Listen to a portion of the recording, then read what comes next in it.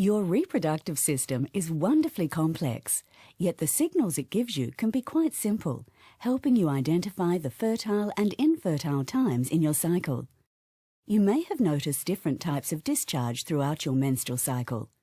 The sensation that this discharge produces at the vaginal opening, called the vulva, also changes. This is because your cervix produces different types of mucus in response to changing hormone levels.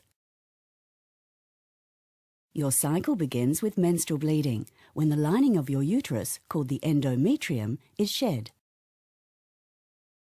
Following menstruation, your cervix becomes blocked by a thick plug of mucus that prevents sperm from entering the uterus. This means that you are infertile. Many women feel dry at the vulva during this time. Other women notice a pattern of discharge that feels and looks the same day after day. The number of days that you experience this unchanging pattern will determine the length of your cycle. In an average cycle, this pattern of infertility lasts for a few days. If your cycle is short, you may not experience any days of this infertile pattern. In a longer cycle, you will have more. Early in your cycle, the pituitary gland in your brain begins to secrete a hormone called follicle-stimulating hormone, or FSH. FSH stimulates the growth of a group of follicles in your ovaries. Each follicle contains an egg and a bundle of surrounding cells that secrete the hormone estrogen. Estrogen activates the cervix to produce the mucus essential for fertility. This is the start of the fertile phase.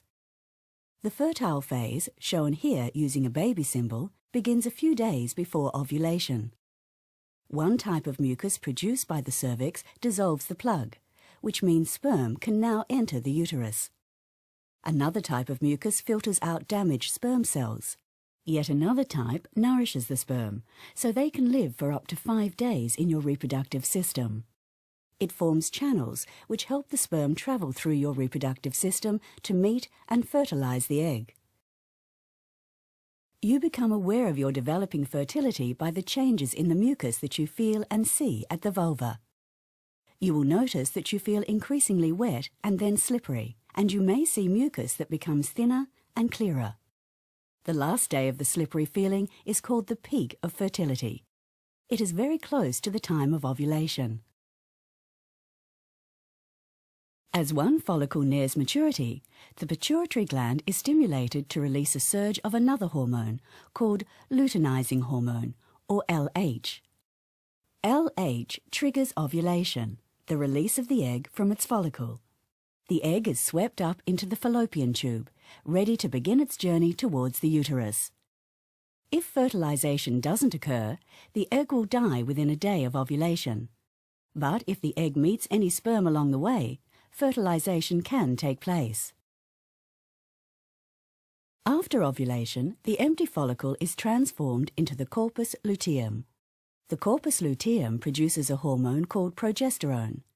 Progesterone prepares the endometrium in case there's a fertilized egg ready to implant. It also causes the mucus to thicken and the plug to begin forming in the cervix again. The day following the peak, you'll no longer feel wet or slippery at the vulva.